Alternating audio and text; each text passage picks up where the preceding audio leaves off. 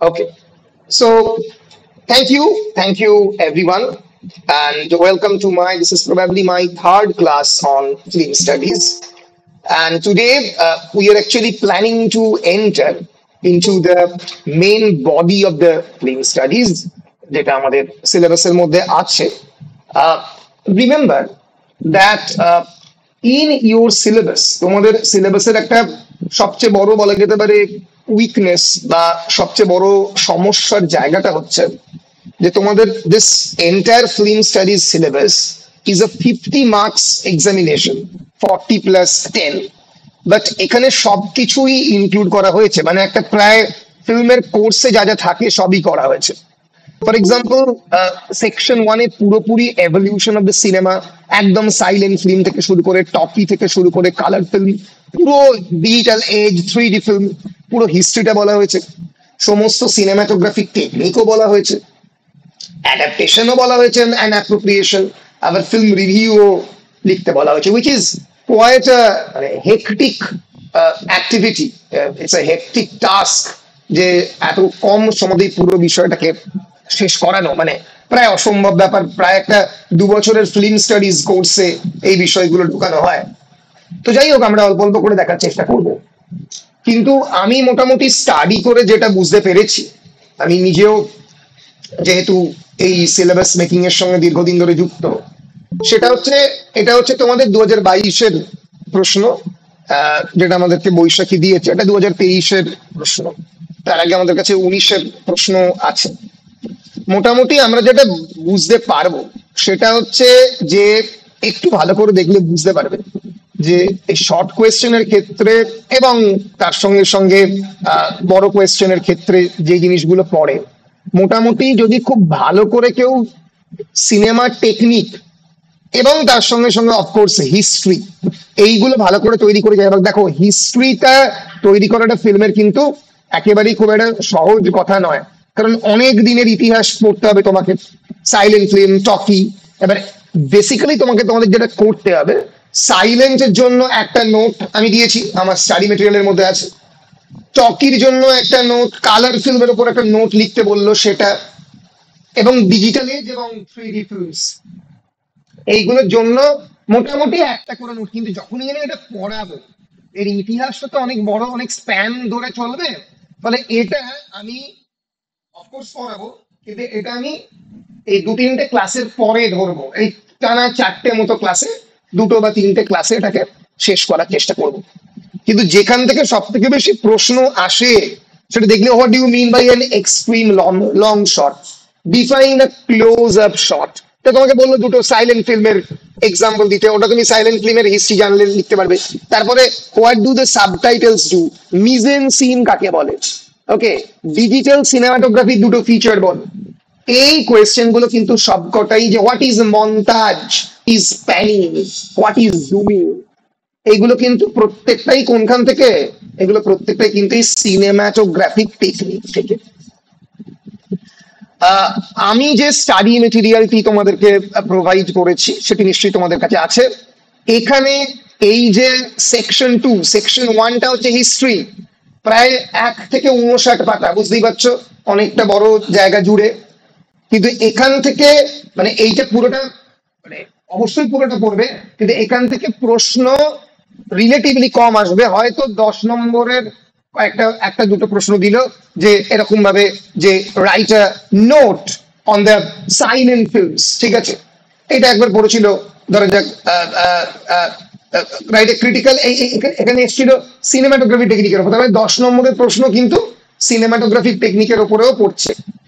ধরা যাক এরকম একটা পড়লো, write a brief note on 3D films, 5 নম্বরের প্রশ্ন. সেক্ষেত্রে তোমাদেরকে ওই হিস্ট্রিটা একটু ভালো করে জানতে হবে. কিন্তু একটা বিরাট বড় অংশের প্রশ্ন, 10 নম্বরের প্রশ্ন তো পড়ছে, how do camera angles shape the audiences perceptions of character. ফলে ফলে একটা বিরাট বড় অংশের প্রশ্ন কিন্তু আমাদের মাথায় রাখতে হবে যে পড়ছে হচ্ছে এই সিনেমাটোগ্রাফিক টেকনিক থেকে. ফলে তোমরা আগে, আমি তোমাদের রেকমেন্ড করব, কারণ মানে তোমাদেরকে তো পরীক্ষাতে তো স্ট্র্যাটেজি অনুযায়ী চলতে হবে. ফলে এই 58 পাতা থেকে এই যে section 2 cinematographic technique, panning of the camera, zooming of the camera, fade in, fade out, flashback কাকে বলে, ক্লোজ আপ কাকে বলে, লং শট কাকে বলে, রিভার্স শট কাকে বলে, এইগুলো আগে ভালো করে পড়ো, যা যদি নাম্বারটা তাড়াতাড়ি তুলতে চাও।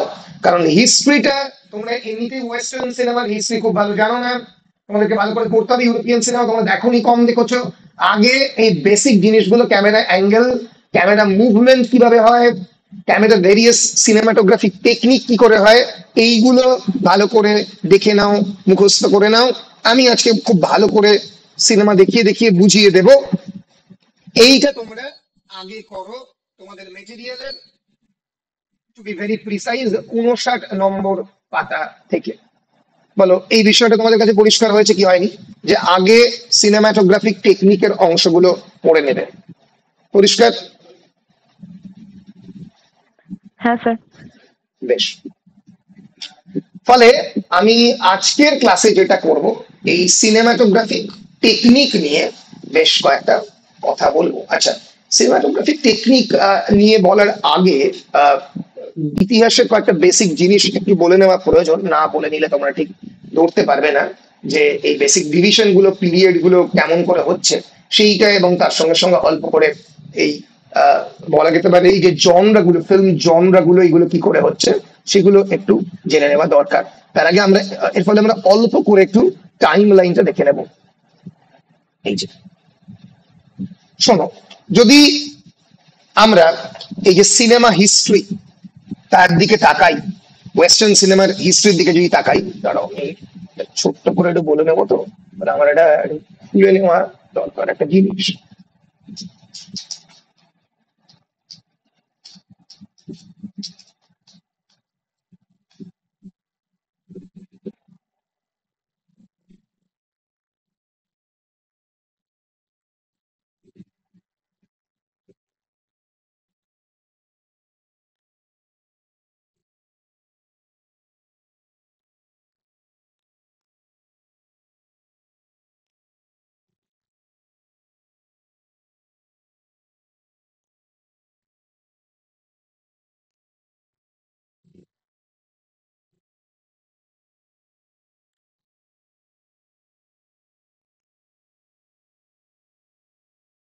বেশ,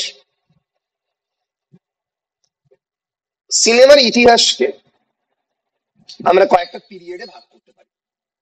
The first age is known as the pioneering age of the film era, which runs from 1896 to 1912. So what is pioneering age? Pioneer মানে কি? Anyone in the class? What is the meaning of the word pioneer? PIONER, pioneer এর বিখ্যাত খাতা পাওয়া যেত।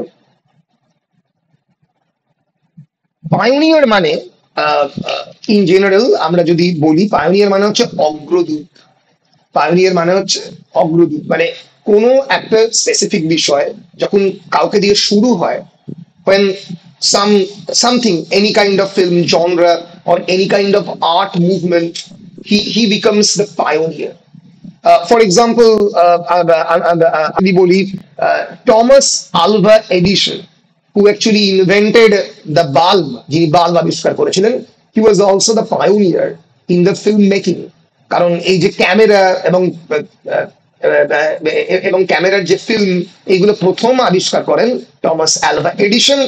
এবং প্রথম এই যে মুভি ক্যামেরা, যেটা আমরা চোখের সামনে আজকাল দেখি, সেটা আবিষ্কার করেন হচ্ছে লুমেরি ব্রাদার্স। ওকে, সো লুমেরি ব্রাদার্স প্রথম আবিষ্কার করেন। এইভাবে 19th century magic lantern show হতো। দেখতে পাচ্ছ স্ক্রিনের মধ্যে ম্যাজিক ল্যান্টার্ন শো মানে এখনকার দিনের যে সেই বিভিন্ন ধরনের বাক্সের মধ্যে প্রজেক্টরের মতো করে সে এক একটা করে ছোট্ট মতো ছবি লাগিয়ে দেওয়া হতো, একদম ফিজিক্সের বেসিক তত্ত্বকে কাজে লাগিয়ে, যেখানে মানে পিছন দিকটা you have to lead with line light, সেই রিফ্লেকশনটা পরে দূরে গিয়ে এই ছবিটা রিফ্লেক্টেড হতো। এই যে this engraving of a magic lantern show dates from 1881। গোটা ইউরোপ জুড়ে 1880, 1890 বিভিন্ন ভাবে এই প্রজেকশনের মধ্যে দিয়ে ম্যাজিক ল্যান্টার্ন শো হতে শুরু করে। ঠিক আছে, এবং মাথায় রাখতে হবে এই যে আমি খুব তাড়াতাড়ি যাচ্ছি কারণ আমি জাস্ট মানে সাম আপ করছি। এই যে এই ভদ্রলোক August August and Louis Lumiere, the Lumiere brothers, এরাই কিন্তু they were among the first film makers in the history. এইটা শর্ট কোয়েশ্চেনে বহুবার পরে, চিন্তা নেই, আমি যখন সত্যি ফিল্মের হিস্ট্রিটা পড়াবো তখন আরেকবার ফিরবো। আমি তো মানে সাউন্ড এবং ডিজিটাল এগুলো পুরোটাই একবার পড়াবো, তখন একবার ফিরবো, কিন্তু আমি জাস্ট তাড়াতাড়ি সাম আপ করে দিচ্ছি পুরো বেসিক ব্যাপারটা জানার জন্য। এই লুমেরি ব্রাদার্স তারা প্রথম প্রাইভেট স্ক্রিনিং করে প্রজেক্টেড মোশন পিকচারে ইন দ্য ইয়ার 1895। মনে থাকবে 1895 is the year when the Lumeri brothers held their first private screening of the projected motion pictures on 22nd of March in Paris. প্যারিসে প্রথমে society for the development of the national industry. কেন development for the national industry? তখন মাথায় রাখতে হবে সিনেমাকে একটা আলাদা art form হিসেবে তখনো ইমার্জ করেনি, তখনও it is part of the science. এটা একটা ক্যামেরা, একটা সায়েন্সের পার্ট, একটা ইন্ডাস্ট্রির পার্ট। সেজন্য সেখানে 200 লোকের অডিয়েন্সের সামনে তারা অবাক হয়ে যায় এই সিনেমা দেখে। এই লুমেরি ব্রাদার্স প্রথম ফিল্ম শো করে। আমাদের বাংলায় বলা যেতে পারে প্রথম সিনেমা আমরা পরবর্তীকালে দেখবো সেটি রাজা হরিশ্চন্দ্র 1913 সালে। তার আগে ছোটখাটো ওই গার্ডেন সিনের ছবি টবি 1888-তে একদম 2 সেকেন্ডের একটা ছোট্ট মতো ভিডিও ক্যামেরার রাউন্ড হে গার্ডেন সিনের ছবি দু একটা এদিক ওদিক বেরিয়েছে, কিন্তু প্রথম সিনেমা তখনই আবিষ্কার হয়, প্রথম মুভি ক্যামেরা বলা যেতে পারে লুমেরি ব্রাদার্স। তারপরে টমাস এডিসন তার নিজস্ব বিখ্যাত কাইনেটোস্কোপ দিয়ে অনেকগুলো সিনেমা বানান, শ্যাডো, তারপরে ব্ল্যাক স্মিথ শো, এগুলোকে সিনেমা না বলে বেসিক্যালি শর্ট ভিডিওগ্রাফি বলাই ভালো। এই যে এর পরে যখন প্রথম সাইলেন্ট ফিল্ম মেকিং ইরা শুরু হয়, এই ভদ্রলোক জর্জ মিলিয়াস, তাকে one of the greatest film maker of the silent ইরার বলা হয়। তো আমি সেই ইতিহাসে যাওয়ার আগে, মানে ইতিহাসে এখন যাওয়ার আগে এর পরে ইতিহাসে ঢুকবো, আগে সিনেমাটোগ্রাফির ক্লাসটা করে তার আগে আমি একটু ডিভিশনটা বলে দিচ্ছি। পায়োনিয়ারিং ইরা সিনেমা ইন্ডাস্ট্রিতে বলা হয় 1896 to 1912। 12 এর পর থেকে আস্তে আস্তে সিনেমা আসতে শুরু করে, মানে প্রপার সিনেমা। তার আগে অব্দি ছিল বেসিক্যালি ভিডিওগ্রাফি, স্মল ভিডিওস। এই পার্টিকুলার এজটাকে বলা হয় from 1913 to 1927 is known as the silent age. এখানেই emergence of the Hollywood First World War film and the exodus from Europe, কারণ এই সময় অলরেডি গোটা ইউরোপ জুড়ে একটা ওয়ার্ল্ড ওয়ার শুরু হয়ে যায়। ওয়ার্ল্ড ওয়ার কত? 1914 to 1919, অলমোস্ট 1920 জুড়ে চলেছিল ওয়ার্ল্ড ওয়ার। এবং তখন গোটা এক্সোডাস কেন? ইউরোপ থেকে পালিয়ে যাওয়া। হোয়াই? কারণ সেই সময় নাৎসি জার্মানিতে এক ধরনের ইহুদি বিদ্বেষ বা হলোকস্ট, CAUST, হলোকস্ট যদিও পার্টিকুলারলি বলা হয় সেকেন্ড ওয়ার্ল্ড ওয়ারের সময় এক্সটারমিনেশন অফ দ্য জিউসদেরকে হলোকস্ট বলা হয়। এটাকে আমরা অ্যান্টি সেমিটিজম বলতে পারি, অ্যান্টি সেমিটিজম। এর সঙ্গে সিনেমার সম্পর্ক নেই, এটা একটা ঐতিহাসিক ঘটনা যে এক ধরনের কেউ এটা আসতে চেষ্টা করছে, এটা অ্যাডমিট করে দাও। এই ইহুদি বিদ্বেষ ভয়ঙ্কর পরিমাণে শুরু হয় এই যে সাইলেন্ট ইরার ফিল্মে। সরি, ইহুদি বিদ্বেষ শুরু হয় এবং তার রিফ্লেকশন সাইলেন্ট ইরার ফিল্মেও পড়ে। কেউ একটা আসার চেষ্টা করছে কি? তোমরা অ্যাডমিট করে দিয়েছো? অ্যাডমিট করে দিয়েছো? হ্যাঁ স্যার, করলাম। বেশ বেশ বেশ, থ্যাংক ইউ। তো এই যে সাইলেন্ট ইরার ফিল্মের মধ্যে কিন্তু পড়ছে চার্লি চ্যাপলিন, CHARLIE,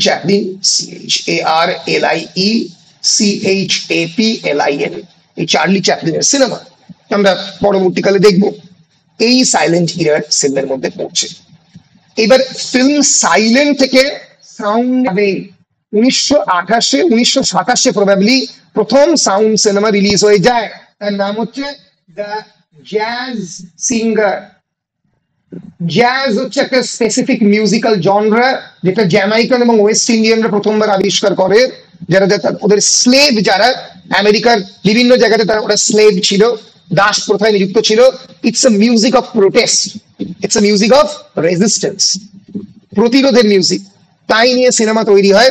এবং 28 থেকে 32 এই সময়ে সিনেমাকে কি করে সাইলেন্ট থেকে সাউন্ডে নিয়ে যাওয়া যায় তার জন্য প্রচুর প্রচুর প্রচেষ্টা চলে। যদি আমরা একবার দেখার চেষ্টা করি যে বিখ্যাত চার্লি চ্যাপলিনের সিনেমা মেশিনের মধ্যে আটকে পড়েছে একজন ট্র্যাম্প, এও একজন বিরাট ভদ্রলোক, সাইলেন্ট সিনেমার buster ketone, BUSTERKEATON, Harold Lloyd এবং তোমার লরেন এবং হার্ডি এই চরিত্রে অভিনয় করতে এই একজন বেজন মোটা লোক, এরাও অসাধারণ অভিনেতা ছিল।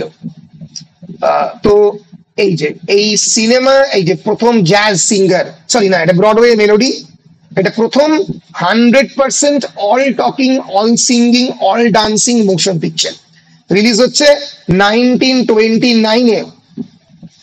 যদি শর্ট কোয়েশ্চেন করে, all talking, all singing, all dancing motion picture Broadway melody. আর যদি প্রথম সিনেমা বলা হয় talkie, first talkie cinema, that is the jazz singer. Okay, এবং এই সময় প্রথম সিনেমা হলগুলো ভর্তি হতে শুরু করে, বড় বড় সিনেমা হল তৈরি হতে শুরু করে, রাইজ অফ দ্য হলিউড। এই যে হলিউডে, যেটা ক্যালিফোর্নিয়াতে লোকেটেড, আজকের যে হলিউড যাকে আমরা বলি, সেই হলিউডের জয়যাত্রা তখন থেকে প্রথম শুরু হয়। ঠিক আছে, এই এই এই এই কোথায় গেল,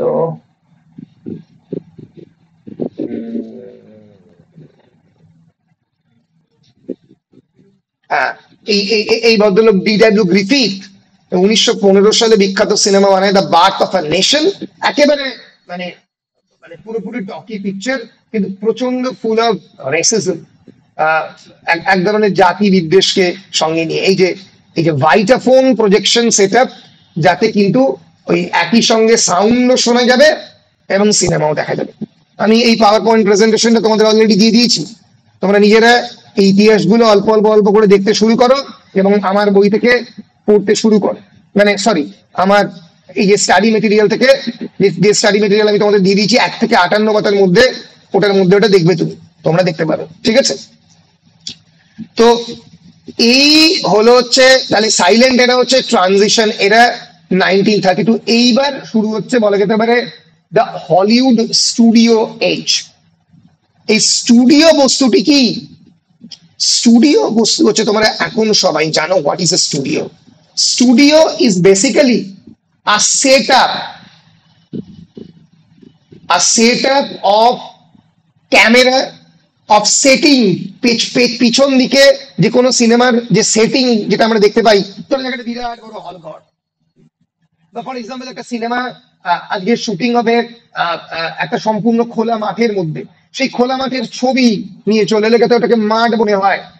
যদিও আজকালকার মডার্ন স্টুডিও, যদি তোমরা রামোজি ফিল্ম সিটিতে যাও বা ওয়ার্নার ব্রাদারের স্টুডিওতে যাও, আমি দেখাবো, সেই স্টুডিও বলতে বোঝায় একটা হিউজ ল্যান্ড আর কি, প্রায় একরের পরে একরের ল্যান্ড, যেখানে সব রকমের সুবিধা রয়েছে। সেই স্টুডিও হলিউডে হতে আরম্ভ করে, বিভিন্ন স্টুডিও, MGM থেকে শুরু করে, তারপরে বলো Warner brother pictures, Paramount pictures, এরা প্রথম আসতে শুরু করে। আমরা একবার দেখে নেব স্টুডিও বলতে এক্স্যাক্টলি, হলিউড স্টুডিও এজ বলতে আমরা কোন এজকে অ্যাকচুয়ালি বোঝাচ্ছি। আগে আমরা বেসিক্যালি স্টুডিও জিনিসটাকে একটু জাস্ট দেখে নেব।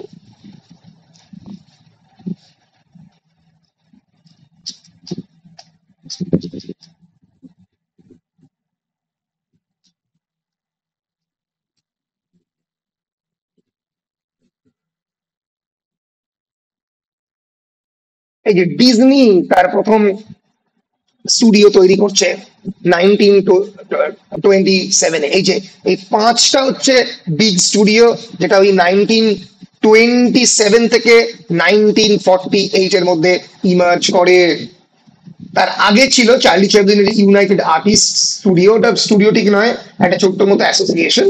এই 5টা স্টুডিও এখনো এদের সিনেমা, তোমরা সিনেমা শুরু হওয়ার আগে দেখতে পাবে ট্যাং ট্যাং বলে, Paramount Pictures, MGM, Metro Goldwyn Mayer, Warner Brothers, 20th century Fox এবং RKO radio pictures. Paramount Pictures, Metro Goldwyn Mayer, Warner Brothers Pictures এবং ওয়ার্নার ব্রস বলে অনেকে, এবং 20th সেঞ্চুরি ফক্স। বেসিক্যালি এরা কি করে, মানে এই এই এই এই স্টুডিও সিস্টেমের এরা বেসিক্যালি কি ইন্ট্রোডিউস করে? যেটা ইন্ট্রোডিউস করে সেটা হচ্ছে এই যে একটা একটা জায়গা বা একটা ল্যান্ড, যে ল্যান্ডের মধ্যে where there is every kind of facility, every form of facility of the of cinema shooting, তাকে আলাদা। আর যেটা আমরা সিনেমার পরিভাষায় বলি আউটডোর, আউটডোর শুটিং এখন করতে যায় লোকে, সেই আউটডোর করার কোনো প্রয়োজন হবে না, কারণ তখন আউটডোরের কনসেপ্টই ছিল না, তখন প্রচুর পরিমাণে টাকা আউটডোরে খরচা হয়ে যেত। এবং তখন মাথায় রাখতে হবে এই যে নয়েজ ক্যান্সেলেশন, আমি কথা বলছি বাইরের নয়েজ চলে আসছে, আমি সিনেমার শুটিং করছি, প্রচুর লোকজন সিনেমার শুটিং দেখতে চলে আসছে, এর ফলে নয়েজ ক্যান্সেলেশনের কোনো সুবিধা না থাকার ফলে এই একটা সেট আপের মধ্যে এই বিগ ফাইভ বলা হতো, এই পাঁচটা বড় বড় major studio of the Hollywood golden age কে, এটা ওয়ার্নার ব্রাদারের প্রথম first national studio, high angle view from the Burbank, Los Angeles, California. এই যে MGM, one of the biggest five major studios, মানে often known as the box office king throughout the 1930s, 30-এর দশকে বিরাট বড় box office king ছিল এরা, ঠিক আছে।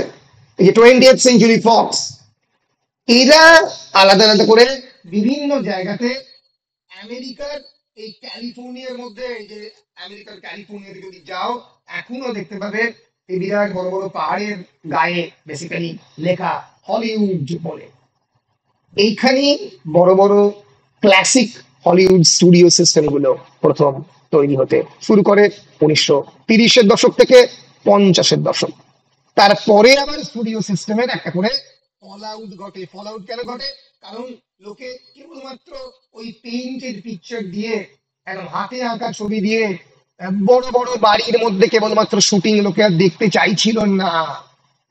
এখন এগুলো বিভিন্ন অ্যামিউজমেন্ট পার্কে পরিণত হয়েছে, ডিজনি স্টুডিও থেকে শুরু করে, যেখানে লোকে বেড়াতে যায় বেসিক্যালি এবং দেখে যে স্টুডিওগুলো। আমাদের ভারতবর্ষেও তোমরা জানো হায়দ্রাবাদে রামোজি ফিল্ম সিটি আছে, আমি গিয়েছিলাম তখন ওখানে বেড়াতে গিয়েছিলাম, রামোজি ফিল্ম সিটি হায়দ্রাবাদে। এখানে বিশেষ রামোজি ফিল্ম সিটি একেবারে মানে প্রপার স্ট্রাকচার মেনে, ফিল্ম সিটির স্ট্রাকচার মেনে রামোজি ফিল্ম সিটি তৈরি হয়। রামোজি ফিল্ম সিটি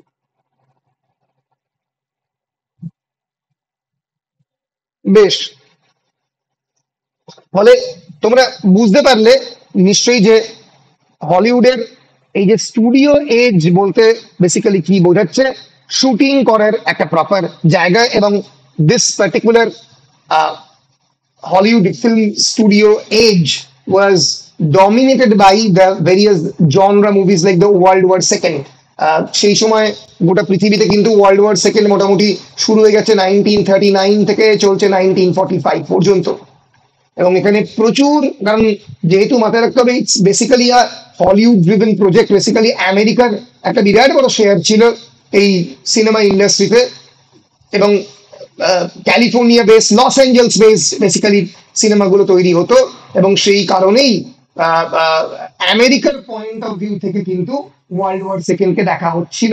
ফলে জার্মানিকে খারাপ হিসেবে দেখানো বা জাপান বা জার্মানিকে মানে খারাপ দেশ হিসেবে প্রজেক্ট করা, এটা পুরোটাই মানে আমেরিকানরা তাদের আমেরিকান সিনেমার মধ্যে দিয়ে এই ডিসকোর্স কিন্তু তৈরি করেছিল। বলো পরিষ্কার কি পরিষ্কার নয়? তাহলে আমরা ছোট্ট করে ইন্ট্রোডিউস করলাম সাইলেন্ট এজকে, তারপরে ইন্ট্রোডিউস করলাম ট্রানজিশন এজকে, তারপরে মানে ট্রানজিশন এজ বেসিক্যালি এই Ira of the sound or talkie শুরু হয়ে গেছে, তারপরে হলিউড স্টুডিও এজকে ইন্ট্রোডিউস করলাম। বলো পরিষ্কার কি পরিষ্কার নয়?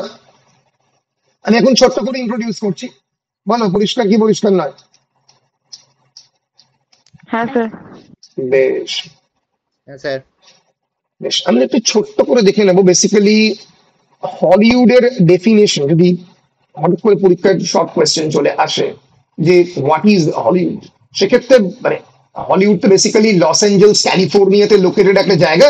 Hollywood is basically a neighborhood in the central region of the Los Angeles County, California. Los Angeles California হচ্ছে রাজ্যটার নাম, তার মধ্যে basically located Los Angeles, mostly within the city of the Los Angeles. এবং its name has come to be a shorthand reference for the United States film industry. এই আমেরিকাকে কেন্দ্র করে যে ফিল্ম ইন্ডাস্ট্রি তাকে বেসিক্যালি হলিউড বলা হয়। অনেকেই এই টার্মটাকে পছন্দ করে না, অনেকেই মনে করে যে এটা একটা অত্যন্ত ডেরোগেটরি টার্ম। হোয়াই? কারণ এটা একটা অত্যন্ত ছোট্ট লোক্যালিটিকে সাজেস্ট করে। একে তো একটা ছোট্ট রাজ্য ক্যালিফোর্নিয়া, তার মধ্যে লস অ্যাঞ্জেলস, তার মধ্যে কেবলমাত্র কয়েকটা notable studio, Sony pictures, Walt Disney, Paramount, Warner brother, universal picture, এইরকম কয়েকটা জায়গাতে একটা ছোট্ট মতো মিউনিসিপ্যালিটির মধ্যে ওয়ার্ল্ড সিনেমার সঙ্গে যার কোনো কানেকশন নেই। এখন সিনেমা বলতে Japanese cinema, Portuguese cinema, French cinema, of course বিরাট বড় ফিল্ম ইন্ডাস্ট্রি, ইন্ডিয়ান সিনেমা খুবই rich film industry, Iranian cinema, এগুলোকে সবকে বাদ দিয়ে হলিউড বলতে যদি এখন আমি গ্লোবাল ফিল্ম ইন্ডাস্ট্রি বুঝি তাহলে তো খুবই মুশকিল। কিন্তু তার সত্ত্বেও এই নামটা অত্যন্ত পপুলার হয়ে গেছে। সো হলিউড বলতে basically American cinema, United states film industry, তাকে বেসিক্যালি হলিউড বলা হয়। আশা করছি পরিষ্কার হয়েছে হলিউডের কনসেপ্ট। আমরা জানি বলিউড বলতে মুম্বাই ফিল্ম ইন্ডাস্ট্রি বলা হয়, আর টলিউড বলতে টালিগঞ্জ, আবার টলিউড বলতে দক্ষিণের film industry, probably Tamil film industry, তাকেও বোঝানো হয়। ফলে আমার মতে এই ধরনের লোকাল বিভিন্ন ফিল্ম ইন্ডাস্ট্রি আলাদা করে নাম না দিয়ে এটাকে একটা গোটা ইন্ডিয়ান ফিল্মকে ইন্ডিয়ান ফিল্মের পার্ট হিসেবে দেখাই ভালো, বা ইউনাইটেড স্টেটস ফিল্ম বা ফ্রেঞ্চ সিনেমা এইরকম ভাবেই বলা ভালো। আর এদের কতটা কন্ট্রিবিউশন হচ্ছে গ্লোবাল ফিল্ম ইন্ডাস্ট্রিতে সেই দিকে তাকানোটাই বুদ্ধিমানের কাজ।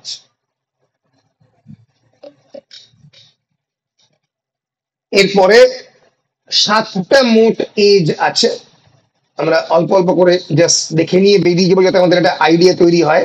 যে এরপরে শুরু হয়ে যায় the internationalist age. Why internationalist? Because এর আগে পর্যন্ত cinema was extremely limited to United States. এই আগেই বলেছি এটা অনেকটাই আমেরিকা সেন্টার একটা ইন্ডাস্ট্রিতে পরিণত হচ্ছিল। এই হলিউড স্টুডিও এজ আস্তে আস্তে ডিক্লাইন শুরু করে, কারণ লোকজন আর ওই স্টুডিওর বদ্ধ জায়গার মধ্যে সিনেমার শুটিং দেখতে চাইছিল না। এবং মাথায় রাখতে হবে, যদিও আমাদের এখানে এই যে চ্যালেঞ্জ অফ দ্য টিভি বা টেলিভিশন অনেক পরে আসে, 1980 এবং 90-এর দশকে আমাদের এখানে আসে, কিন্তু মাথায় রাখতে হবে ইংল্যান্ড বা আমেরিকাতে, ইউরোপে এই টেলিভিশন আসতে শুরু করে অ্যারাউন্ড দ্য 1950s, 50-এর দশক থেকে, 50, 60, 70। এবং সিনেমা এই টেলিভিশনে কিন্তু তারা হয়তো 8-9 মাস আগে রিলিজ দেওয়া সিনেমা দেখতে পাচ্ছে। তখন ইংল্যান্ডে বা আমেরিকাতে ডেইলি সোপ মানে আমাদের যেটা এখন আমরা যাকে টেলিভিশন সিরিয়াল বলি, বা যেটা এখনো পরিবর্তিত হয়ে সিরিজে, ওয়েব সিরিজে পরিণত হয়েছে, তোমাদের ছোট্ট হাতের মোবাইলে চলে এসছে, ওয়েবে রিলিজ করা হচ্ছে, ওটিটি প্ল্যাটফর্মে রিলিজ করা হচ্ছে। ওটিটি প্ল্যাটফর্মের ফুল ফর্ম কি? এনিওয়ান ইন দ্য ক্লাস বলতে পারবে ওটিটি প্ল্যাটফর্মের full form? Over the top. Why over the top বলা হচ্ছে ওটিটি প্ল্যাটফর্মকে? কারণ এটার আলাদা করে কোনো সেন্সর বোর্ড থাকে না, এটাকে কন্ট্রোল করার জন্য কোনো regulatory mechanism of the part of a national or international government, international body থাকে না, on the part of the any government থাকে না। ফলে নেটফ্লিক্সে রিলিজ কোনো একটা cinema, for example Amazon prime release কোনো একটা সিনেমাতে অনেক ক্ষেত্রে ওই লেভেল, অ্যাডাল্ট লেভেল দিয়ে রিলিজ করে দেওয়া যায়। যে কোনো ধরনের ভায়োলেন্স বা সেক্সুয়াল সিন সেখানে দেখানো যায় সহজে। তার কারণটা কি? It is released globally over the OTT platform. এর কোনো রেগুলেটরি অথরিটি নেই, যেটা যদি আমি একটা হলে রিলিজ করি আমাকে সেটা করতে হবে, তার কারণ হলে রিলিজ করতে গেলে সেন্সর বোর্ডের থ্রু দিয়ে রিলিজ করাতে হয়। এর ফলে এই যে টেলিভিশন আসার ফলে কি হচ্ছে, আমি অনেক অনেক পরে চলে গেলাম, ওটিটি বলতে একদম বর্তমানে চলে গেলাম, কিন্তু আমি এই বর্তমানে চলে গিয়েই ওটিটিকে দেখতে পারি। কেন দেখতে পারি? তোমরা আজকে তোমাদের কজন সিনেমা হলে গিয়ে সিনেমা দেখো? খুবই কম লোক দেখো। দেখো অফকোর্স কয়েকজন দেখো, কিন্তু সিলেক্টেড সিনেমা দেখো। আমি যদি তোমাদের মধ্যে থেকে একটা সার্ভে করি তাহলে এটা এক্ষুনি পরিষ্কার হয়ে যাবে। তোমরা ইয়াং জেনারেশন, প্রত্যেকেরই বয়স মোটামুটি 18 to 20 মধ্যে তোমাদের বয়স। তোমাদের যদি জিজ্ঞেস করি তোমরা যা সিনেমা দেখো জেনারেলি, ধরা যাক গত 1 বছরে যা সিনেমা দেখেছো তার কত পার্সেন্ট তোমরা হলে গিয়ে দেখেছো?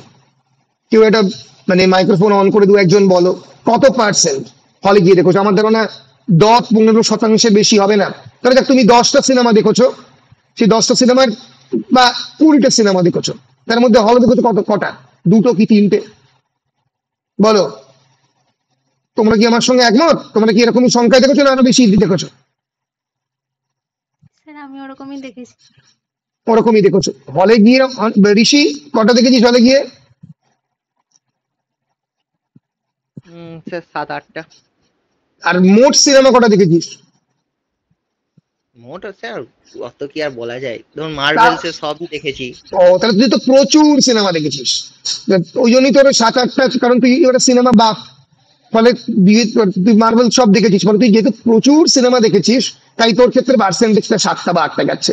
কিন্তু এই পার্সেন্টেজ ওয়াইজ ওই 20%ই হবে নাকি হলে গিয়ে দেখা? 20%, তাই তো? হ্যাঁ এক্স্যাক্টলি। তার কারণ এই রাইজ অফ দ্য, এখন তো টেলিভিশনের থেকেও অনেক বেশি ইম্পর্টেন্ট হয়েছে এই মোবাইল, এই কারণে। ফলে এই যে challenge of the OTT platform, challenge of the web series, এখন সিনেমা থেকে লোকে বেশি ওয়েব সিরিজ দেখছে, এইটা একটা বড় কারণ decline of the decline of the cinema industry. এর ফলে মানে অ্যাকচুয়ালি যারা সিনেমা তৈরি করে তারা তো সিনেমাটা একটা বিরাট, আজকাল আসলে অনেকটা কনসেপ্ট বদলে গেছে। কেন বদলে গেছে? কারণ আগে সিনেমার ফ্লপ বা হিট এই কনসেপ্টটা ছিল, ইন দ্য সেন্স যে তাকে ওই নির্দিষ্ট পরিমাণে টাকাটা তুলতে হতো হল থেকে। এখন আর সেটা তুলতে হয় না। তারা অনেকাংশেই সত্ত্বগুলোকে বিক্রি করে দেয়। সত্ত্ব মানে এই যে rights of the, for example rights of the sound, মিউজিকের যে সত্ত্ব, সেটা ধরা যাক একটা সিনেমা কিনে নিল সারেগামাপা স্টুডিও বা টি সিরিজ কিনে নিল, সেটা আলাদা করে রিলিজ করানো হলো ইন দ্য ইউটিউব, তার জন্য একটা নির্দিষ্ট পরিমাণে টাকা প্রয়োজক পেয়ে গেল। For example in the same way SVF, Sri Venkatesh Films, the biggest filmmaking industry in Bengali cinema, তারা একটা সিনেমা ধরে রিলিজ করলো, টেলিভিশন সত্যটা বিক্রি করলো তারা স্টার জলসাকে, ওদেরই নিজস্ব, তার থেকে নির্দিষ্ট পরিমাণে টাকা দেবে।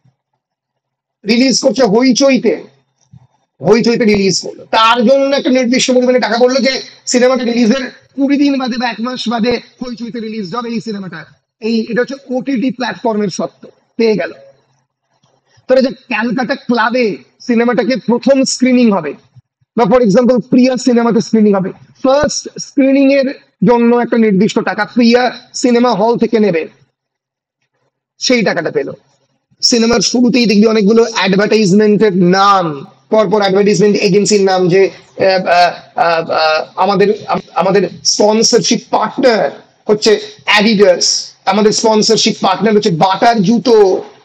এই সিনেমার বা খুব বিরাট স্পন্সরশিপ পার্টনার হচ্ছে ওই বল আর এই জুয়েলারি শপ গুলো, যারা সিনেমাতে জুয়েলারি বেসিক্যালি সাপ্লাই করে অ্যাক্টর বা অ্যাক্ট্রেসদেরকে, ওগুলো পড়তে সাহায্য করে, তো তাদের কাছ থেকে একটা নির্দিষ্ট পরিমাণে টাকা নিল। ফলে এখন এই সিনেমার ফ্লপ হয়ে গিয়ে প্রযোজক ডুবে গেল, এই কনসেপ্ট এখন অনেকটা চেঞ্জ হয়ে গেছে, because they sell the rights in a divided way, in a selective way. আগে থেকে রাইট গুলো বিক্রি করতে শুরু করে, ফলে সিনেমার ব্যবসার কনসেপ্টটা কমে গেছে, ব্যবসার কনসেপ্টটা ট্রান্সফর্ম হয়ে গেছে, চেঞ্জ হয়ে গেছে, পরিবর্তন হয়ে গেছে। কিন্তু তা সত্ত্বেও আমরা যেভাবে বেসিক্যালি সিনেমা দেখি, সেটা পৃথিবীর কোনো প্রযোজক সেটাকে পছন্দ করবে না। সেটা হচ্ছে আইদার টরেন্টস থেকে বা বিভিন্ন ধরনের এখন মানে টরেন্টস এর ওয়েব অ্যাপ বেরিয়ে গেছে, সেখান থেকে আমরা সিনেমাগুলোকে দেখে নিচ্ছি। এটা কিন্তু মানে কোনো ধরনের কি বলবো লাভজনক ব্যাপারের বাইরে, মানে তুমি আলাদা করে খুব একটা লাভ দিচ্ছ না প্রযোজককে। টেলিগ্রাম থেকে দেখে নিল, হ্যাঁ ওটিটি প্ল্যাটফর্মে দেখলে সেটা লাভ, কারণ ওটা বেঁচেছে। মানে বেসিক্যালি যে কোনো লিগাল পদ্ধতিতে দেখলে সেটা প্রযোজকের লাভ হচ্ছে, কিন্তু ইলিগাল পদ্ধতিতে দেখলে প্রযোজকের লাভ হচ্ছে না। এর ফলে এটা একটা বিরাট বড় চ্যালেঞ্জে পরিণত হয়েছে। বর্তমানে তো বিরাট চ্যালেঞ্জ, তখনও আস্তে আস্তে টেলিভিশন মিডিয়া রাইজের ফলে স্টুডিও সিস্টেমের চ্যালেঞ্জ হলো। এই বর্তমান চ্যালেঞ্জটাকে আমি পুরোনো চ্যালেঞ্জের পার্সপেক্টিভে দেখালাম, যে তাদের তাদের সময়ও এই একই ধরনের চ্যালেঞ্জ এসে উপস্থিত হয়েছিল। এখন চ্যালেঞ্জ আরো ভয়াবহ, বিকজ রাইট নাও পাইরেসি, এই যে সিনেমাকে সঙ্গে সঙ্গে হলে গিয়ে ভিডিওগ্রাফি করে বিক্রি করে দেওয়া, একটা বিরাট বড় সমস্যা। আচ্ছা, এই যে ইন্টারন্যাশনালিস্ট এজ, ওয়াই ইন্টারন্যাশনালিস্ট এজ? কারণ এই সময় একটু ভালো করে দেখলে বুঝতে পারবি, 1955-এ রিলিজ করছে সত্যজিৎ রায়ের যুগান্তকারী cinema the song of the little road. The song of the little road বাংলায় বলতে গেলে পথের পাঁচালী, যেটা কান ফিল্ম ইন্ডাস্ট্রি থেকে শুরু করে সব জায়গাতে হইচই ফেলে দিচ্ছে। সেই সময় বিখ্যাত ফিল্ম মেকার আকিরা কুরোসাওয়া জাপানে সিনেমা রিলিজ করছেন। আকিরা কুরোসাওয়া সত্যজিতের বন্ধু। ইটালিতে সিনেমা রিলিজ হচ্ছে, নিও রিয়ালিস্ট মুভমেন্ট আমরা পরবর্তীকালে দেখবো। ফ্রান্সে সিনেমা রিলিজ হচ্ছে, জার্মানিতে হচ্ছে। তাহলে cinema is no more a monopoly of the American industry, but rather it is becoming international in character. And the sixth is known as the new wave of cinema, the new wave age from 1960 to 1980. Why? তার কারণ তখন আস্তে আস্তে এই যে small scale production, এখন তোমরা আমি পরে যখন হিস্ট্রি নিয়ে বলবো আমি দেখাবো বেশ কয়েকটা শর্ট ফিল্ম। কয়েকদিন আগে পায়েল কাপাডিয়া কান পুরস্কার পেয়েছে। তোরা পায়েল কাপাডিয়ার কেউ নামই জানিস না, সে বাড়িতে বসে প্রায় জিরো খরচে, অলমোস্ট জিরো খরচে ডকুমেন্টারি সিনেমা বানিয়ে ফেলেছে Payel Kapadia. Indian film maker, কান ফিল্ম ফেস্টিভ্যালে সারা জাগিয়ে দিয়েছে। This is Payel. She is only 38 years old, আমাদের থেকে 3-4 বছরের বড়। ইন্ডিয়ান ফিল্ম মেকার, তার বিখ্যাত cinema a night of knowing nothing, একটা ছোট্ট হাতে ক্যামেরা নিয়ে সিনেমা বানিয়ে ফেলেছে। তারপর স্টুডিওর প্রয়োজন নেই, তার হাতেই মধ্যেই আছে স্টুডিও। এই ছোট্ট মতো এই যে মোবাইল ক্যামেরা। আর বেসিক্যালি সিনেমা কিসের জন্য দরকার? To tell stories, to tell narrative, gripping human narrative, মানুষের মনের কাহিনী। কেমন করে বলতে পারবে, মানুষকে কেমন করে ধরে রাখবে। তুমি তোমাদের চারপাশের ধরা যাক যারা এই ময়লা ফেলে, আমি একটা এক্সাম্পল দিয়ে বলছি, যারা এই লোহা লক্কর এই জিনিসপত্রগুলো ভিতরে বেচে, তাদেরকে নিয়ে তুমি একটা সিনেমা বানালে, তাদের গল্প নিয়ে, তাদের প্রত্যেক দিনের কাহিনীকে তুমি ডকুমেন্টেশন করলে। কয়েকদিন আগে এসেছিল তোদের সেমিনারে অমৃতা যে ডকুমেন্টারি গুলো বানিয়েছে, অমৃতা দাশগুপ্ত। ও যদিও সিনেমা মেকার নয়, ও একেবারেই রিসার্চার, কিন্তু ও সুন্দরবনে গিয়ে যে বেসিক্যালি যে রিসার্চ গুলো করেছে, যে বেসিক্যালি যে রেকর্ড গুলো বানিয়েছে, সেইটাও is a way of documentation. এখন cinema is also not only a narrative, not only also a medium of telling stories, but also documentation. তুমি সমাজের একটা বিশেষ শ্রেণীকে বা একটা দিককে বা একটা বিশেষ ধরনকে ডকুমেন্ট করে রেখে দিচ্ছ এই এই ভিডিওগ্রাফির মধ্যে, এই মোবাইলের মধ্যে, এবং সেটাকে ইউটিউবে রিলিজ করছে। YouTube becomes a huge medium, huge agency, যেখানে যেটা যে কোনো সময় লক্ষ লক্ষ দর্শকের কাছে পৌঁছে যেতে পারে, শেয়ার্ড হতে পারে। তোমার এখন সিনেমা রিলিজ করার জন্য হলের কোনো প্রয়োজন নেই। এইটাই একটা বলা যেতে পারে is a huge challenge for the traditional cinema industry. এই যে আজকে বৈশাখী ঘরের মধ্যে বসে যে সমস্ত কপিরাইট নেই, ইন্টেলেকচুয়াল প্রপার্টি রাইটস নেই, এরকম যে কোনো অডিও বুক শুনতে পাচ্ছে, এরকম যে কোনো অডিও বুক নিজে বানিয়ে ফেলতে পারছে। আমার এটা পরবর্তীকালে তোদেরকে নিয়ে এটা করার ইচ্ছে রয়েছে, আমরা এটা করবো কোনোদিন। হ্যাঁ, যে কোনো একটা ধরা যাক গল্প, সেটা শরদিন্দুর ঐতিহাসিক উপন্যাস হতে পারে বা বিভূতিভূষণের চাঁদের পাহাড় হতে পারে, আমরা সেটাকে নাটকের আকারে লিখবো। ঠিক আছে, লিখে সেটাকে বিভিন্ন চরিত্রে বিভিন্ন ছাত্রদেরকে দেবো। ধরা যাক একটা চরিত্র অতনুই করলো, একটা চরিত্র ঋষি করলো। বাড়িতে বসেই বানানো সম্ভব, কিন্তু কেসি কলেজ প্রোডাকশন, বাড়িতে বসেই হ্যাঁ স্যার, কোনো, ভালো হবে। হ্যাঁ এটা খুব ভালো হবে। ধরা যাক কোন একটা মহিলার চরিত্র বৈশাখী বললো, সেই মোবাইলে রেকর্ড করে আমি স্ক্রিপ্টে বানিয়ে দিলাম, মোবাইলে রেকর্ড করে আমাকে পুরোটা হোয়াটসঅ্যাপে দিল, বা যখন কলেজ খুলবে কলেজে আমরা সেটাকে নিলাম, নিয়ে কম্পাইল করে আমরা ইউটিউবে রিলিজ করলাম। ধরা যাক এক্সাম্পল দিয়ে তারানাথ তান্ত্রিকের কোনো একটা গল্প, ঠিক আছে, পিছনে ব্যাকগ্রাউন্ড মিউজিক দিলাম আমরা, যে সমস্ত কপিরাইট নেই এই সমস্ত জিনিসে। ঠিক আছে, ফলে মানে আমরাও কিন্তু এই যে গপ্প মিরের ঠেক, মির রেডিও মির্চি থেকে বেরিয়ে গিয়ে নিজে একটা গপ্প মিরের ঠেক তৈরি করেছে নিজে।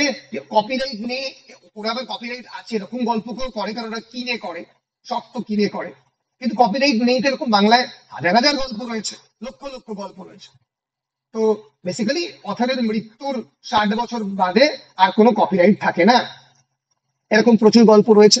তো সেইগুলোকে নিয়ে এখন যে অডিও বুক রিলিজ হচ্ছে ইউটিউবে, তোরা তার কনজিউম শুনছিস, মুহূর্তের মধ্যে সেটা মানে হাজার হাজার মিলিয়ন মিলিয়ন ভিউজ হয়ে যাচ্ছে।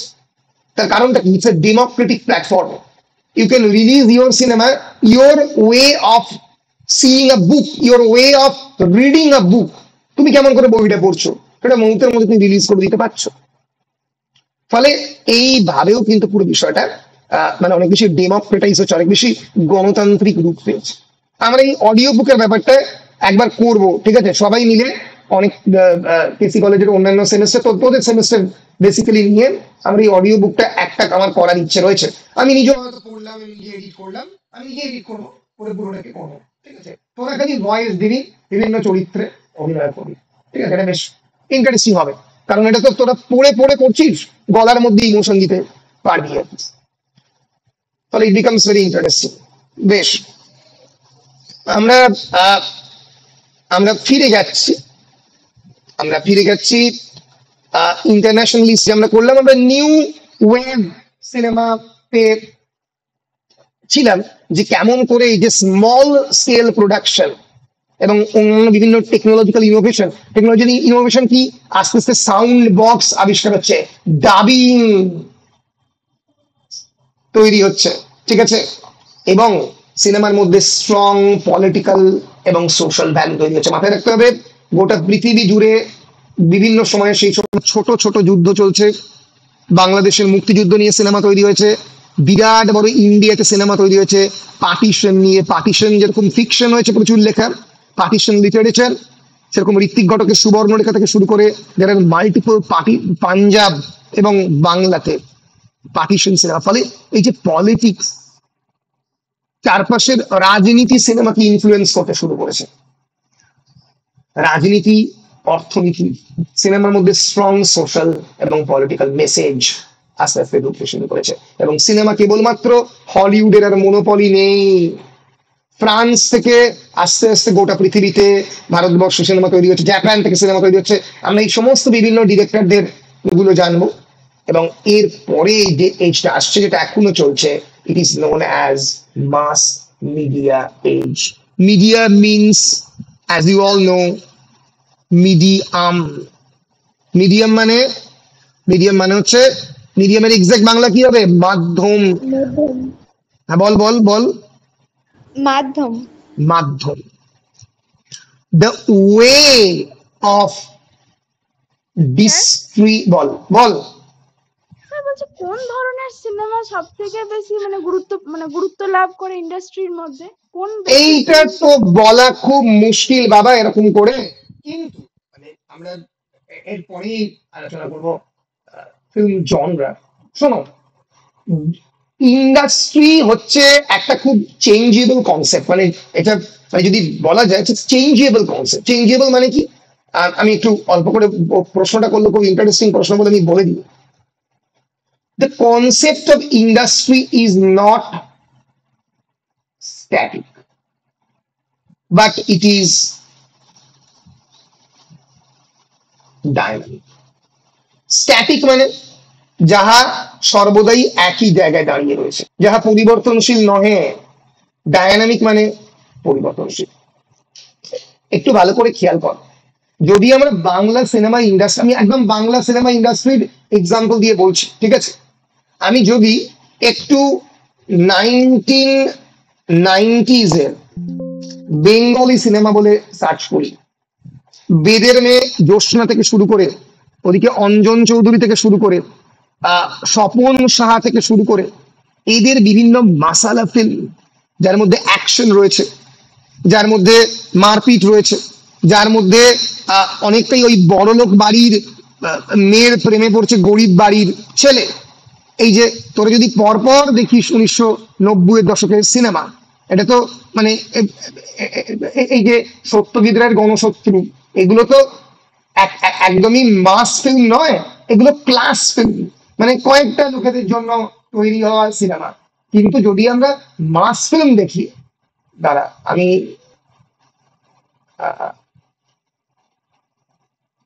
একদম সিনেমা ধরে সার্চ করে দেখাচ্ছি।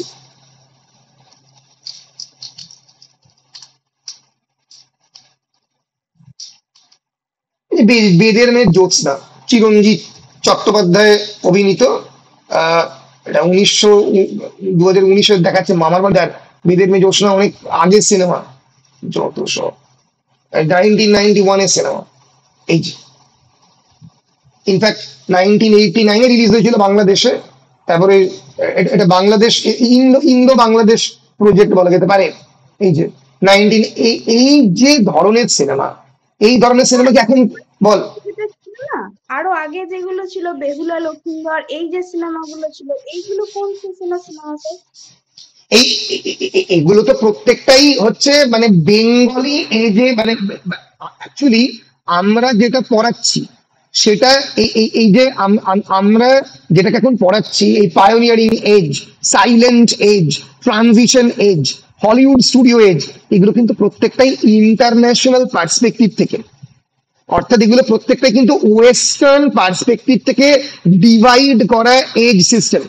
যদি এখন তুই জিজ্ঞেস করিস যে স্যার বিভূতিভূষণ কোন এজে বিলং করে, অ্যাংলো স্যাকশন পিরিয়ডে নাকি ভিক্টোরিয়ান পিরিয়ডে, তাহলে কিন্তু তুমি বলতে পারবে না। কেন বলতে পারবে না? কারণ বিভূতিভূষণ হচ্ছে বাংলা সাহিত্যের ইতিহাসের যে পিরিয়ড, সেই পিরিয়ডে তাকে ফেলতে হবে। আমরা যে ফিল্ম স্টাডিজের যে হিস্ট্রি পড়ছি, সেটা পুরোটাই ওয়েস্টার্ন পার্সপেক্টিভে। আমরা অফকোর্স ইন্ডিয়ান সিনেমা দিকে দেখবো, কিন্তু বেসিক্যালি পার্সপেক্টিভটা কিন্তু ওয়েস্টার্ন। এর ফলে এদের যে এজের যে ডিভিশন, যে এজের যে ডিভিশনটাকে তৈরি করেছে, ওটা কিন্তু পুরোপুরি ওদের তৈরি করা গ্লোবালাইজ একটা সিস্টেম। এবার তার মধ্যে বাংলা সিনেমার যে যে পার্টিকুলার যে তুই যে সিনেমাগুলোর নাম বলছিস, বেহুলা লক্ষিন্দর, সেটা কোন পার্টিকুলার ইরাতে পড়বে সেটা বলা খুব মুশকিল। কিন্তু তারা দেখো রাজা হরিশ্চন্দ্র পড়বে হচ্ছে সাইলেন্ট এজে। কেন সাইলেন্ট এজে পড়বে? কারণ ওটা সাইলেন্ট সিনেমা তৈরি হচ্ছে তাই। কিন্তু যতটা পরের দিকে যাবে, ধরা যাক 1980 বা 1990, সেটা কোন এজে ফেলবো সেটা খুব মুশকিল হবে। তার কারণ গ্লোবালি ক্রোনোলজিক্যালি মানে মানে পৃথিবীর পার্সপেক্টিভে ওয়েস্ট অনেক বেশি এগিয়ে রয়েছে। ফলে এই যে ওরা এখানে মাস মিডিয়া এজ তৈরি করে দিচ্ছে 1980-র দশক থেকে, তার কারণ ওখানে ইলেকট্রনিক মিডিয়া অনেক বেশি শক্তিশালী, ওখানে মাস মিডিয়া এজ আগে থেকেই শুরু হয়ে গেছে। আমাদের এখানে সোশ্যাল মিডিয়া, মাস মিডিয়া আলাদা, কিন্তু আমাদের এখানে সোশ্যাল মিডিয়া আসছে 2006, 2010 এই সময়। এখন এসে ফেসবুক, ইনস্টাগ্রাম এগুলো পপুলার হচ্ছে, বা অন্যান্য মাস মিডিয়া যেগুলো, সেগুলো তুমি বলতে পারো ফর এক্সাম্পল টেলিভিশন, বা ফর এক্সাম্পল বলা যেতে পারে বিভিন্ন খবরের কাগজ, এগুলো মিডিয়ার পার্ট। এইগুলো অনেক পরে গিয়ে শক্তিশালী হচ্ছে, ওদের অনেক আগে হচ্ছে। ফলে তুই যে প্রশ্নটা করলি, প্রশ্নটা খুবই ভালো, কিন্তু প্রশ্নটা মানে প্রশ্নটা হচ্ছে যে বেসিক্যালি বাংলা সিনেমাকে ওয়েস্টার্ন সিনেমার পার্সপেক্টিভে এক্স্যাক্টলি ফেলে তুলনা করা খুব মুশকিল, কারণ অন্তত 20-30 বছর পিছিয়ে চলছে পুরো ব্যাপারটা। বুঝতে পেরেছি সুতপা? হ্যাঁ হ্যাঁ, থ্যাংক ইউ। হ্যাঁ হ্যাঁ। এবার আগের যে প্রশ্নটা যেটা ছিল সেই প্রশ্নের আমি ছোট্ট করে উত্তর দিয়ে দিই। সেটা হচ্ছে যে দেখো, এই যে বেদের মেয়ে জোসনা, এই যে মাসালা সিনেমা বলা যেতে পারে, যে বেদ হচ্ছে বেসিক্যালি কি একটা, আমরা জানি বেদে হচ্ছে এক ধরনের কাস্ট গ্রুপ যারা বাই ক্যাচিং দ্য স্নেকস, যারা সাপ ধরে এবং এন্টারটেইন করে পুরো তাদের জীবিকা নির্বাহ করে। তার মেয়ে জ্যোৎস্না তার কি কেমন করে প্রেমে পড়বে একজন রাজার ছেলের, তাই নিয়ে পুরো গল্পটা। ইটস অ্যান এক্সট্রিম হিট, সেই সময় বিরাট হিট করেছিল। এখানে কিন্তু 2024 কি এটা চলবে? চলবে না। কেন চলবে না? এটা একটা গ্লোবালাইজ পৃথিবী। এখানে মাথায় রাখতে হবে একজন দুবরাজপুরের মেয়েও গোটা পৃথিবীতে কি হচ্ছে, কি ফ্যাশন ট্রেন্ড হচ্ছে, সেও কিন্তু নায়িকা থেকে প্রোডাক্ট কেনে, সেও কিন্তু ল্যাকমের প্রোডাক্ট এখন খুঁজে। বুঝতে পেরেছিস? ফলে ওই একই সিনেমা যদি এখন রিলিজ করা হয়, এই যে মাসি সিনেমা, চলবে না। এই কারণেই মাথায় রাখতে হবে যে বাংলা সিনেমার যারা বড় বড় ইন্ডাস্ট্রির লোক, যারা দেব বা জিৎ, তারা কিন্তু ওই মাসালা সিনেমা এখন বানালেও আর চলবে না বলে দেব এখন কিন্তু এক্স্যাক্টলি ওই ধরনের সিনেমা বানায় না। তুই দেবের যদি তোরা রিসেন্ট রিলিজ করা কয়েকটা সিনেমা দেখিস, বাঘা যতীন থেকে শুরু করে অন্যান্য গুলো, সেগুলো প্রত্যেকটাই কিন্তু অনেকটা ওই ওই ওই ধরনের অ্যাকশন সিনেমা, বড় লোকের মেয়ে গরিবের ছেলে এখান থেকে সরে আসা, হয় কোনো একটা ন্যাশনালিস্ট পার্সপেক্টিভ থেকে বানানো সিনেমা, বক্সিং নিয়ে বানানো সিনেমা, ককপিট এরোপ্লেন নিয়ে বানানো সিনেমা, ঠিক আছে? ফলে এটাও কিন্তু মানে ওরা জানে যে ব্যবসা করতে গেলে আমাকে ইন্ডাস্ট্রিকে কেবলমাত্র স্ট্যাটিক হিসেবে দেখলে চলবে না। যে এতগুলো সিঙ্গেল স্ক্রিন হল তখন ছিল, সিঙ্গেল স্ক্রিন হল মানে যেখানে সিনেমাই রিলিজ হতো, সেগুলো তো সব বন্ধ হয়ে গেছে। সেগুলো বন্ধ হয়ে যাবার ফলে এখন হচ্ছে মাল্টিপ্লেক্সের যুগ। একটা হলের মধ্যেই 6টা বা 10টা সিনেমা রিলিজ হচ্ছে এবং সেটা এক সপ্তাহ ধরে বিভিন্ন স্ক্রিনে চলছে। সেখানে যখন কেউ একটা সিনেমা 200 টাকা বা 250 টাকা দিয়ে কিনে হলের মধ্যে সিনেমা সে দেখতে যাচ্ছে খরচা করে, সে কিন্তু তার যে নলেজ এবং তার যে পার্সপেক্টিভ, সেটা কিন্তু এখন গ্লোবালাইজড। সে কিন্তু জানে গোটা পৃথিবীতে কি হচ্ছে। ফলে ওই ধরনের সিনেমা এখন আর চলবে না। এবার তোর যে প্রশ্ন যে কোন ধরনের সিনেমা চলবে, দেখো, সিনেমার জনরার মধ্যে ডেফিনেটলি তুমি পৃথিবীতে যে সময় রিলিজ করো না কেন, অ্যাকশন সিনেমা সবসময়ই চলবে। যদি তার মধ্যে এক্সপ্লোশন থাকে, একটা দুম করে বিস্ফোরণ হলো, তার মধ্যে চেজ থাকে, গাড়ি একটা গাড়িকে ঘুরছে, এ উল্টাচ্ছে সে উল্টাচ্ছে, সেটা তুমি কম দায় থাকে, সেটা তুমি যেভাবেই রিলিজ করো না কেন, আর বিরাট হিট। কেন? কারণ ওটা গ্লোবালাইজ পার্সপেক্টিভে 2022 বা 23 দাঁড়িয়ে বানানো সিনেমা হতে পারে, সেটা পুরোনো ভারত নিয়ে বানানো সিনেমা, কিন্তু যে সিনেমাটা তৈরি করেছে সেটা একদম recent technology, recent fighting cinematography, একটা ফাইট কোরিওগ্রাফি ইউজ করে। ফলে অ্যাকশন বা চিরকাল hit. Adventure cinema, pirates of Caribbean adventure cinema, ঠিক আছে? সামুরাই সিনেমাগুলো প্রত্যেকটা অ্যাডভেঞ্চার সিনেমা, ঠিক আছে? আয়রন ম্যান, মার্ভেলের cinema super hero cinema, super hero adventure.